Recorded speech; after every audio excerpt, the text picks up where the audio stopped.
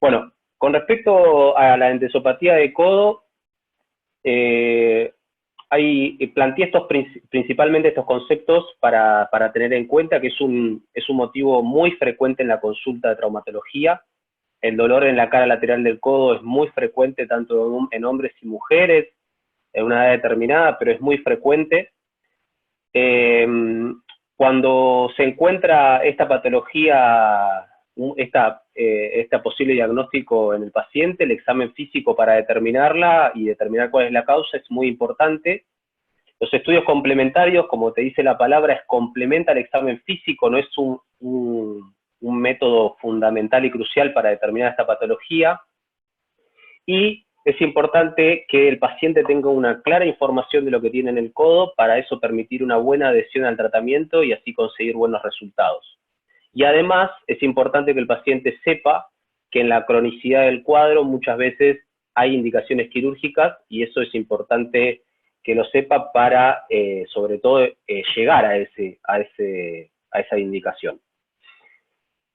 Dos palabras cortas de la anatomía, pero dos solamente, que el codo está en presenta tres articulaciones en conjunto bajo una misma cápsula, que tiene movilidad de flexo-extensión y de pronosupinación, que la musculatura medial, aquella que se inserta en el epicóndilo medial, es la encargada de hacer flexión de muñeca y pronación del antebrazo, y la musculatura que se inserta en el lado lateral de la paleta humeral es la musculatura que genera extensión y supinación de la muñeca. Esta clase, como dice el título, son entesopatías de codo, y las entesopatías de codo involucran la epicondilalgia o la epicondilalgia lateral, la epitroclealgia o la epicondilalgia medial y la entesopatía de la inserción del tríceps. Murray en su libro las divide en codo de tenista lateral, en codo de tenista medial y en codo de tenista posterior. Principalmente la clase está dedicada al motivo de mayor consulta, y es la epicondilalgia.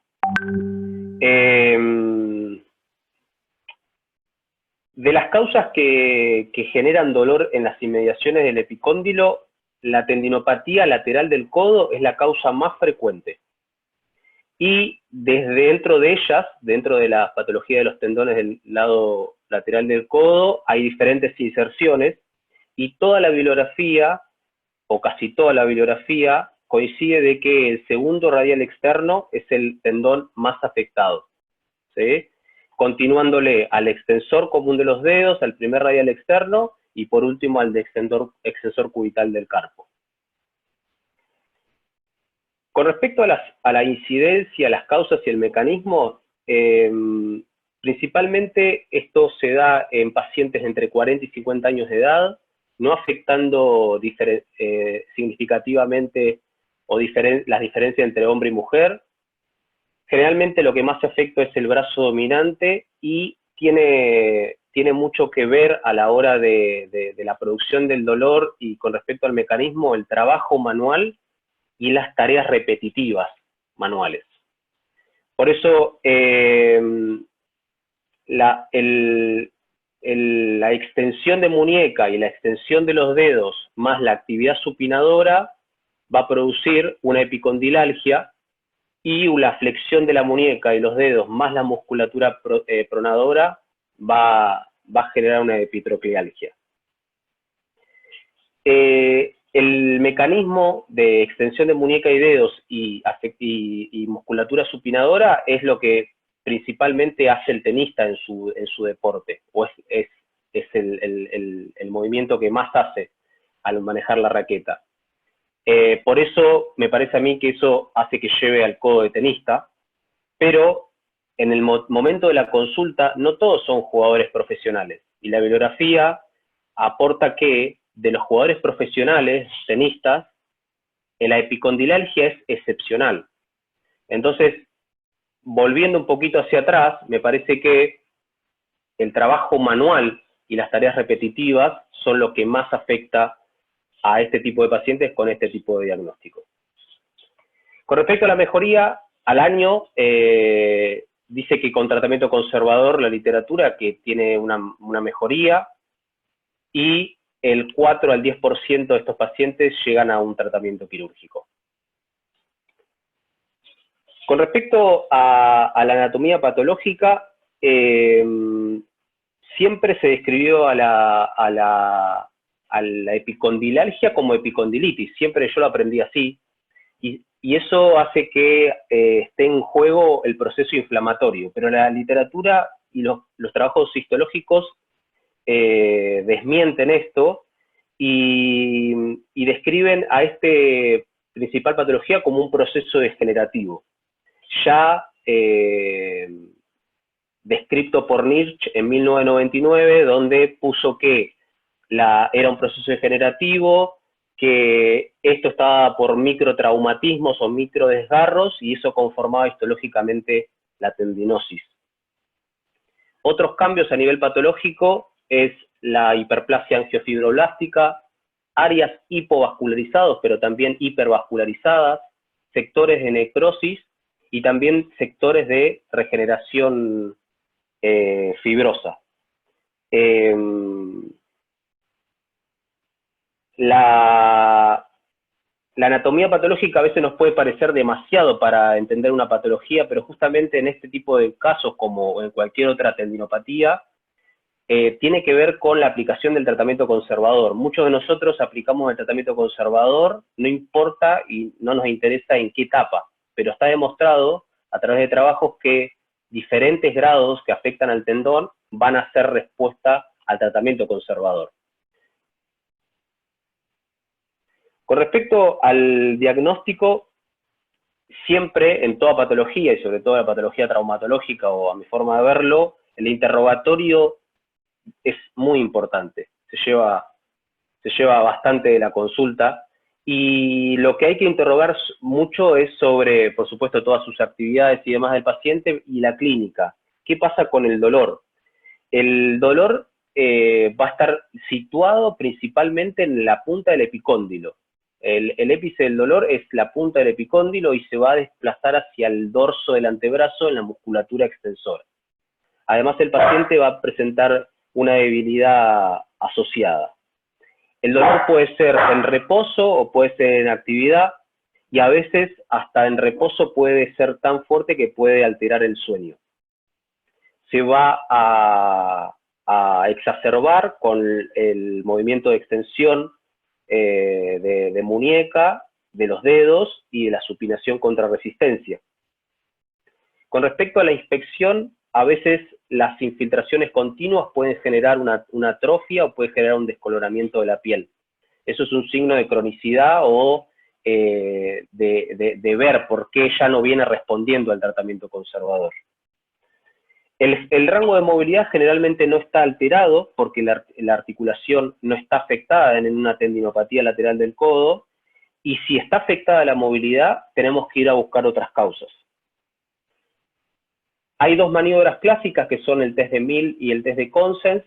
El test de Mill, a diferencia del test de Consens, se hace en extensión, el test de Consens se hace en flexión. Ambos lo que hace es generar el dolor a partir de una extensión, o sea, lo que hace el paciente en el test de Consens, como se ve en la imagen, es una extensión contra resistencia y una supinación contra resistencia. La diferencia entre Mill y Consens es principalmente el test de Consens se concentra un poco más en el extensor corto de la muñeca, mientras que el de Mill se sitúa un poco más en el largo, y uno se hace con el codo flexionado y el otro con el codo extendido. Con respecto a los estudios por imágenes, la radiografía puede mostrar algunos signos de cronicidad o signos artrósicos a nivel de la articulación. La cronicidad pone en manifiesto la calcificación, y esto se puede dar según la bibliografía entre un 18 y un 20%. y muchas veces son pacientes que terminan llegando al tratamiento quirúrgico. La ecografía es un método diagnóstico muy utilizado y, como siempre sabemos y conceptualmente siempre se dice en todas las patologías, es operador dependiente. Entonces eso va a alterar mucho lo que uno quiere ver. Pero cuando hay un profesional de delante, un experto haciendo la ecografía, el resultado puede cambiar y podemos sacar mucha información a partir de la ecografía. Y la resonancia magnética lo que te permite es diagnosticar patologías asociadas.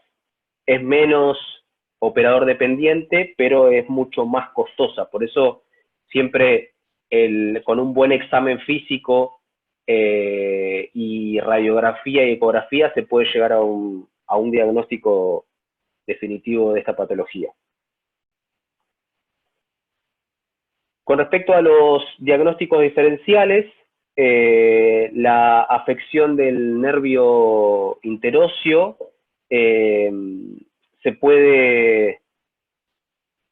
va a producir una sintomatología muy similar, es decir, se va a presentar dolor en el lado lateral del codo, pero no se va a exacerbar con las maniobras contra resistencia, eso es una gran diferencia. Por ejemplo, el test del extensor del dedo medio, al paciente colocarle el codo en extensión, muñeca en flexión y extensión contra resistencia del dedo medio, es positivo en el síndrome del túnel radial. Con respecto a la lesión degenerativa radiocubital, la literatura lo pone que hay siempre una lesión degenerativa radiocubital entre el 10 y el 60%. Con respecto a la osteocondritis disecante o cuerpos libres, cerca del 59% de los pacientes refractarios a un tratamiento conservador presentan afección del capitellum. Está la plica radial humeral o plica húmero-radial, donde el paciente va a tener una diferencia en el dolor. Muchas veces esto se diagnostica a partir de una resonancia bien hecha y el apoyo de una artroscopía de codo. La artroscopía de codo, a mi forma de verlo, ha aumentado mucho la posibilidad de hacer diagnósticos diferenciales y pone en manifiesto no solo en el codo, en la rodilla o la muñeca, posibilidades de diagnóstico en el mismo procedimiento y tratamiento cuando se hace esa cirugía. La radiculopatía cervical es otro diagnóstico diferencial, y la inestabilidad posterolateral del codo también. La inestabilidad posterolateral del codo puede ser traumática, puede ser secundario a un deporte de lanzamiento, o también puede ser presente en un paciente que ha sido sometido a una cirugía por esta patología de forma abierta, donde hay, a partir de esa cirugía, una insuficiencia del ligamento colateral lateral. Una de las complicaciones del tratamiento quirúrgico de esta patología. Con respecto al tratamiento, puse ahí autolimitado y efectivo. Primero que sabemos que a partir de la bibliografía que el cuadro es autolimitado, es decir, que tiene una solución completa casi entre 12 y 18 meses. Y con respecto al efectivo, que el tratamiento conservador es en el 80 al 85% efectivo. Entonces, ¿cuáles son este tipo de tratamiento conservador? Hay estudios que determinan, y volviendo un poco a la anatomía patológica, que según el grado de lesión del tendón, el tratamiento conservador va a ser más eficaz. Pero en líneas generales son los que se nombran acá en la filmina. Los cambios de hábito, el reposo, antiinflamatorios, aunque no es una enfermedad inflamatoria, la tendinopatía lateral del codo, los antiinflamatorios no esteroides afectarían a la bursa o afectarían al tejido circundante inflamado. El hielo Tratamiento a partir de ejercicio de fortalecimiento y elongación. También hay trabajos que ponen de manifiesto la digitopuntura. La ortesis es una salida que nosotros siempre indicamos, o particularmente yo siempre indico en el tratamiento conservador. Lo que permite es, en líneas generales, bajar la tensión a la inserción del segundo radial externo. Está también descrito la infiltración en seco, que hay muchos kinesiólogos que también la llevan delante. La infiltración con corticoides, siempre tener en cuenta que puede ser una salida cuando hay mucho dolor, pero no olvidando que tiene bastantes complicaciones, como la ruptura tendinosa o la atrofia, o también el cambio de coloración en la piel. El PRP y las ondas de choque son dos movidas importantes que se están viendo ahora. El PRP tiene buenos resultados según la bibliografía a corto y a mediano plazo. Tiene un retorno laboral rápido y tiene bajas complicaciones. Mientras que las ondas de choque se van a indicar en un paciente resistente al tratamiento conservador o refractario al tratamiento conservador, como también tiene buenos resultados en aquellos que tienen calcificaciones asociadas. Con respecto al tratamiento quirúrgico, se pueden hacer de 3 formas: abierta, percutánea o artroscópica. ¿Cuál es el fundamento de hacer un tratamiento quirúrgico? Es debridar el tejido fibrótico sobre el extensor corto de la muñeca, el promover la irrigación local y favorecer a partir de esas dos cosas la cicatrización. Entonces, cada una tiene sus indicaciones, cada uno tiene sus complicaciones, sus beneficios. Por ejemplo, en la abierta tenemos que tener al momento de la cirugía precaución en la resección o del debridamiento del tejido. Esto puede generar una inestabilidad del codo y está descrito que tiene una mayor recuperación. La forma percutánea no se puede hacer con anestesia local, con el paciente consciente, pero eso no te daría la posibilidad de una reparación posterior. Y la artroscópica podría tener una recuperación más rápida y además tratar lesiones asociadas. Bueno, muchas gracias.